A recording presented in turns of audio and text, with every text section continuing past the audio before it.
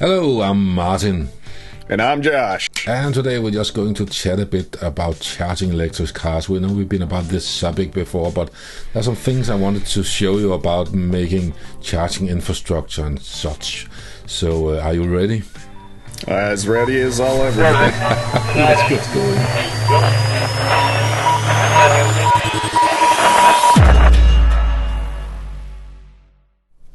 Okay, so I'm going to show you two videos today, and I think they're fairly short, so they should be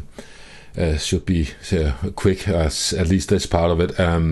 So a lot of times when you're installing infrastructure to charge electric cars, not always all the power you need, all the juice you need. So sometimes you have to be a bit creative. So I have run into two companies now. I've seen them. One in from the US that are building something that can help in places where there are not a lot of juice to pull out from the grid, and another one from, I don't know if they're from Switzerland or something. They have made a charger that I actually have tried on my last road trip last year. So, but let me show the video here, and we can just talk about it afterwards. Sure. Okay. Or you can pause if you have anything. Right. So this is of course a sales video. Most utilities are looking at how to accelerate electrification. You know, there's a lot of barriers to providing electric charging. You have to bring in high power, it takes up a lot of space, and so the FreeWire unit is really interesting because it addresses all those barriers. It allows you to put a charger in hours instead of months. And it's redeployable. You can move it around. So it's a capacitor. Very interested in that, as well as the future potential to use the battery to support the grid, and not just. It's just a huge capacitor. Yeah. So he's talking about two things actually right now. In one, it's capacitor, a buffer, a battery. So you charge the car from a battery if it doesn't have enough juice. And they're also talking about perhaps putting back into the grid, like peak shaving or something like that. I think that might be something they're talking about without going into details. That's interesting, yeah. Maybe. And, so, I mean, that type of thing wouldn't work. I mean, if people are trying to charge back to back to back, I mean, that would not offer consistent charging. No, if you have like... not at a high level. No, if you're like charging 150 kilowatts and you only have like, they're talking about level 2 chargers. Those are typically 11 or at max 22 kilowatts, I think. So if you're going to charge 150, it's not sustainable back to back. But but charging curves on electric cars usually go like really high in the beginning, and then they drop down the fuller they get. Yeah. So if they can deliver like 64 kilowatts, for example, to a charger, then they just need the beginning to get it going faster, and then there's always a bit of idle time. But I don't know if that's... It's smart. Yeah, that's definitely a smart solution to the problems that EV vehicles are creating with power, especially in remote areas. Yeah, and if you don't have the money or the capacity, quite frankly, if there's a getting more capacity in some areas, right? That is could be an issue and a major expense, and they're probably just not going to do it because it's too expensive. So I can't remember what else is showing, so let's watch a bit more.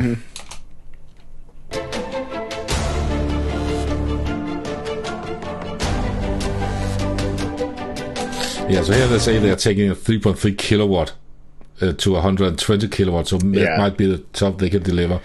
But of course, back to back, if it's only 3.3 kilowatts output, it's not going to deliver magically. I mean, that's what I'm thinking. You know, I mean, unlikely scenarios. I mean, if you've got 10 Teslas all in line trying to charge, and you know, every one of them is at 20%, and they just want to charge up to 50%. If you go 20 to 50, just back to back to back to back. I mean, I would think it would be pretty quick. It would go from that 120 down to that minimum 3.3. Exactly, but I think from my experience so far, if it's perhaps they're not always 100% utilized. Sometimes there are queues. I see it on the freeway, for example, in the Autobahn in Germany when I've been on vacation. Like there's some choke points where you might need more chargers, but But if it's a bit more remote, it might be a good solution. And of course, I think they can take more than 3.3 kilowatts. But let's have a look more at it. So we have the L2 chargers, 3 kilowatt outputs, and to upgrade to 120, no brainer. We literally took the bolts off the level 2 charger, removed it. It was a 3 kilowatt. And to do that, all we did was remove the level 2 unit, just bolt it down. There were 3 lines already in place because it was a 240 unit. Boost charger, the one we're putting in here, is a 208 3-phase. So all the electrician did was run 5 lines, what did he 3 say for there? 208, 1 for ground. Yeah, so this is the specific installation. He said lines, 3 for 208, 1 for ground, 1 for safety. There you go, right there. So he says 2.0, so that's 3 times 208, or I'm not sure I understand the way it's written. Yeah, 30 208 volt, 10 240 volt, output 120. Yeah, so they probably had more than one. That's 3.2. So anyway, that's strange. A 208 and a 240. Yeah. So yeah. I'm not an electrician, but I'm sort of not understanding entirely what they're doing there. Right. So, but let's have a look. You get it muted. Yeah. There you go. Breaker, we brought the line up and set that up, and then we took a forklift, took the boost charger from over this side, lined it up with the bolt holes, and dropped it on top, and then torqued down the nuts on it. What's all that blood there? Now we're in the process of taking the 5 lines for the 208 3-phase, connecting it to our terminal block. So if they have 3-phase, it's probably 3 times 3 kilowatt. I'm guessing, perhaps. Yeah. I'm not sure, but anyway. And we'll flip on power and booster will be up and working. So literally in about 3 hours, we'll have this thing up and charging. Right. So here's an interesting part. One of the interesting parts. It can deliver 2 times 60 kilowatts or 120 if there's only one car, and it have 160 kilowatt hours. So my car has 72 usable kilowatt hours. So I could certainly at least charge my car twice, or 2 Teslas, and 1 Ford Lightning, I think. But it will also be supplying energy, of course, while you're charging. So I've seen the CCS. What is this CHAdeMO? Oh, CHAdeMO. It's I think it's a Japanese standard for charging cars, and it's the big blue one you see right here. Oh, okay. It's a dying standard everywhere else but Japan, and it has some cool features with how it can talk to the car, and it also has some cool features with a vehicle to grid, where the car can put energy back into the grid, like a peak shaving where there's too much load on the grid, and for example could sell your electricity back into the grid if there was a shortage, for example, or power your house. CCS is the standard that everyone else uses in the US for DC charging, and in Europe as well. Tesla uses their own proprietary standard in the US, their own plug. In Europe they use the same as everyone else. That's something good about the European Union, that they forced people to use the same plug. If you want to sell electric cars, you have to use this plug. And now I know in the US, in the newer versions of Teslas being sold in the US, you can get a Tesla plug to CCS adapter, so you can charge everywhere. That's one of the things that are different between the US right now and Europe, that if you have a Tesla in the US, it's somewhat more difficult to use other chargers than Tesla's own. You have to have this converter plug, and you don't get the full speed. But on the other hand, they have such a built-out network where it might not even be an issue. So CHAdeMO is the Japanese standard, and I almost forgot what it stands for. It's something about I can't remember. It's something happy thoughts. I can't remember. CHAdeMO. Yeah, look it up. Start to finish. Yeah, so that's a Nissan Leaf, and I believe that's the only car today that's using that adapter. And the problem with that is that it's not being implemented in a lot of new charging stations. So if you own a Nissan Leaf and you buy with that, you're going in you are going to have problems. And well, it's good they're standardizing them. Yeah, exactly. I know when they first came out, there was 3, 4, 5 different connections. Yeah, and we just need one. So in the US they have a different for AC charging when you're not fast charging than we have here in Europe, but the CCS standard is the same, so it's only the top. So it's a bit complicated. We could have a long chat about that, and I'll stop if I see any other CCS. So the clever thing about the AC charger is that it's in the US you have one, and in Europe you have another one, but then the CCS is a built extension upon the AC charger, so it uses the same communication ports to the charger to talk. But let's see. Boost 4 is low infrastructure, no changes with respect to maintenance or other issues that we have to do with digging up the ground. You just literally run bolts on the ground, drop the unit on top, 240 or 208, and you're ready to rock and roll. Yeah, so that's the first video. I want to show another video that's nothing else but music, but it's basically the same deal. And if people go to my channel, watch my road trip videos, I tried one of these chargers in Austria last year. I don't know. Same idea. It's I don't know if it had batteries. I think they have batteries. I found some articles on some news sites about the specific charger I tried that was installed. Peak shaving. I always thought it was peak sharing. Yeah. It's peak shaving. Yeah, it's peak shaving. Yeah.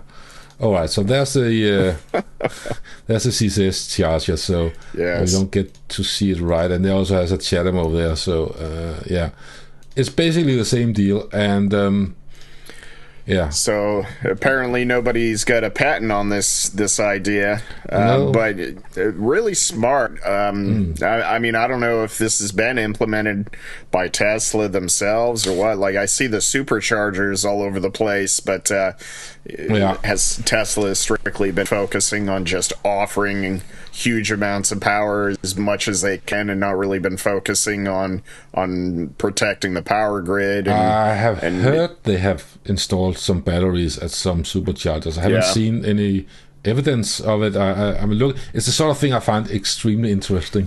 And I know there are chargers in the UK, grid, so I think they're called. They have like a car charging park or whatever you call it, where they have 40 chargers or something like that, and you have a cafe and you have a restaurant, and they have batteries out back. And there was one video I saw on YouTube where they showed the batteries out back. I think Tesla does some of the same thing, because Tesla have the battery packs they sell around the world, so maybe they're using those at the superchargers. I'm not sure actually. So but this is just a bit more about it. So it says this one, here's the details. It can take input up to 27 kilowatts. So so it's 3-phase. So we'll take a few hours to charge the batteries up. If it has 160 kilowatt, you can just divide that by 27, and you will see how fast. But I think it's a cool concept, and I also know these guys make portable energy units. And I think. Gotcha. So and when you get stuck on the side of the road, they have that, for example, like help, and they have something for other solutions as well. It was a while ago, but I saw on Shark Tank there was actually somebody, and I think it was questionable. I don't think they were going to get a deal, but I think Lori, if I'm not mistaken, she did take the deal, and it was just like a huge battery on a dolly, and you just plug it into the car. And the problem is like they were kind of marketing it like, you could buy one of these for your home, and then if you get stuck somewhere, your wife or your husband could come and charge you right up. But I mean, it definitely seemed more for like mechanics and roadside service, like tow truck, roadside service, exactly. Yeah, I'm not going to buy this. No. Who knows how expensive the thing was when, if I'm just smart and don't get stuck on the side of the road. I don't see it very often. I see a lot of electric cars in Denmark. I don't see a lot of them. I've never seen one run out of power and by the side of the road, actually. Especially Tesla, you get free roadside assistance, right? I think you might have to pay if you run out of battery. I think I think there might be. You knew this big bar that tells you how much power you got. You let it die. Exactly. Now I think if you see some of the Hyundai Ioniq 5s and the Kia EV6 and of course the Ford F100 what's called 50 Lightning, all of those actually now have power output. I think the Ford has a 7.2 kilowatt output. Yeah, the Hyundai have, I'm not sure of the amount, but yeah, I think that's really cool. You know, you can. So that's probably what the wife is going to do, or the husband is going to do if you run out of electricity. Want to solve it yourself? Just bring your F-150 Lightning over. Yeah, and charge up the other car, or the Kia EV, or the Kia EV6, or the Hyundai. Yeah, that's. Now that you say that, that kind of makes me think of like what they did with the iPhones, and you know, you're low on power, you can stack the iPhone on top of it and share charging. Yeah, same idea. Of course, with 3 kilowatts, it's going to take a long time to get filled up. But bring some board games with you. Yeah.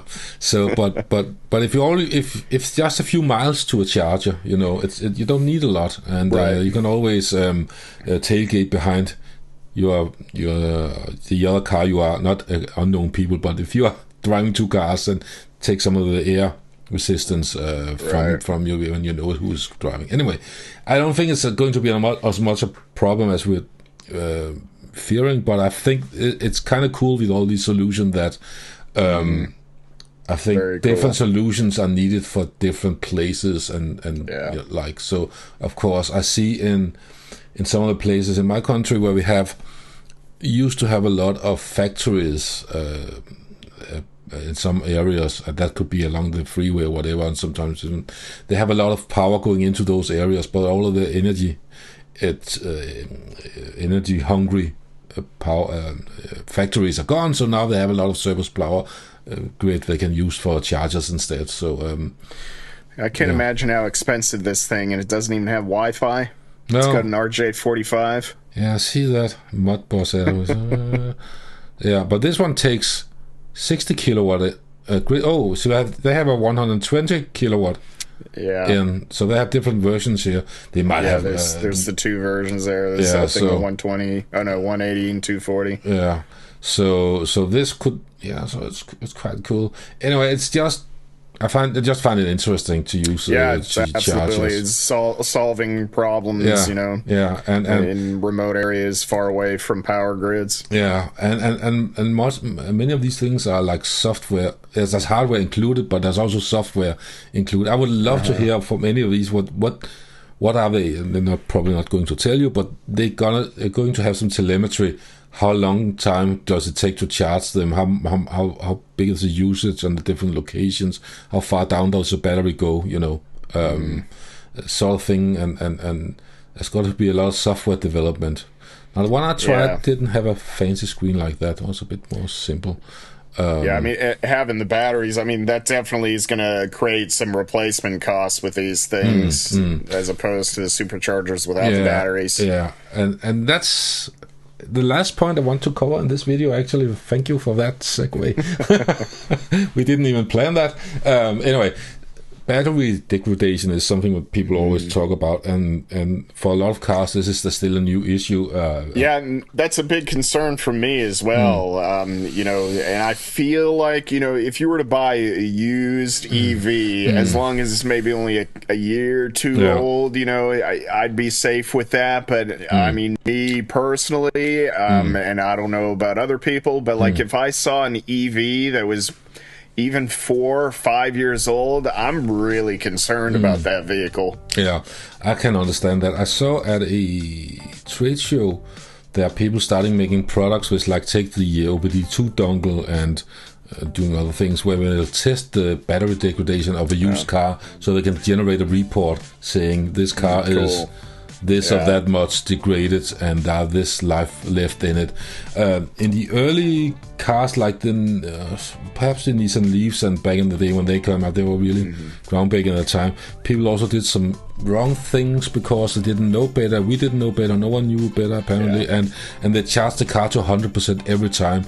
Partly because range anxiety, but also because they were thinking, hey, this is we need to have it topped up so it's always ready. So let's just keep it at 100%. And we know that from our phones today. If we keep that at 100%, it dies quickly in our notebooks. I'm sure the manufacturer probably didn't even, I know Tesla and the new manufacturers, like they actually control the charging, so to help with the battery degradation. But as I'm sure, like Studebakers, the Nissan Leaf, they probably weren't nearly as concerned about that. No, there's so much new ground to cover and things to learn, and we see today with many of the car manufacturers, when they came out with the new car, and that includes Tesla and Volvo and Polestar and all the others, when they came out with a new car with a new battery, you might not even get the full charging speed when you're fast charging. They want to get some telemetry in first to see how the battery handles, and then they change the car charging curve to how that battery. So there's a lot of new things. I mean, I'm sure as they get more actual data in, they can start simulating use patterns and stuff like that. Yeah, so the first Nissan Leafs died quickly because people already kept it topped up to 100%, and so that degraded faster. But I have actually a little screen I want to show you here about that. So this is, if I'm not mistaken, someone did a test. Wow. This is SOC is state of charge, right? And this is number of these test cycles. And I did write some notes here. Let me see notes if I can find them. What DST stands for? It's no, I can't find my notes. Great, Martin. Anyway, but it's a test. It's a test system or definition. I think it's the. Oh, I see. So charge to 100%, discharge to 25%. That's this one here, and that degrades it over 4,000 cycles down to 80%. So the best one, so 75 and only letting it go down to 65 and keeping it there. Wow. Yeah. And then you have 75, 45.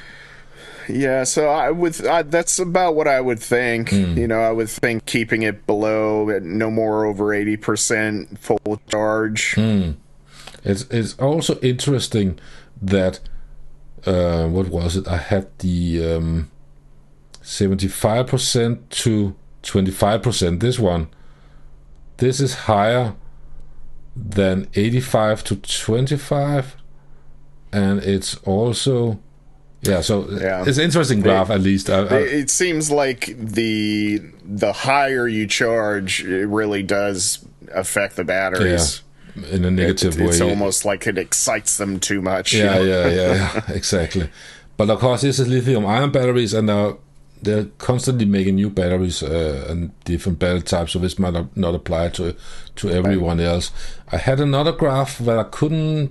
Oh man, I forgot that one. But that was specific for Teslas, where they had driven 200,000 kilometers in 8 years, and they had between 10. I think the majority of them had around 10% degradation after 10 years and 200,000 kilometers. Some had.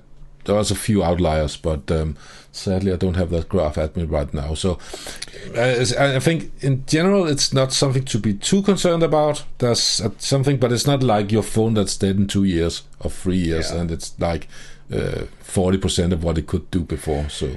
Well, just looking at the graph, I would say probably I'd want to keep my EV charge no more than 80% at a time, and that's about what you do yourself with your Tesla. I keep it around 75, 80.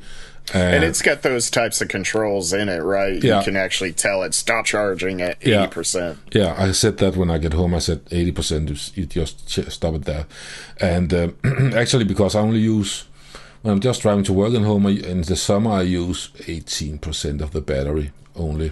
So sometimes I just let it go down a bit further, and then because I have solar panels, and I'll say, hey, I can just charge a bit and get some free energy. But I rarely take it all the way down. What I think is interesting is this one, 75, 25, right?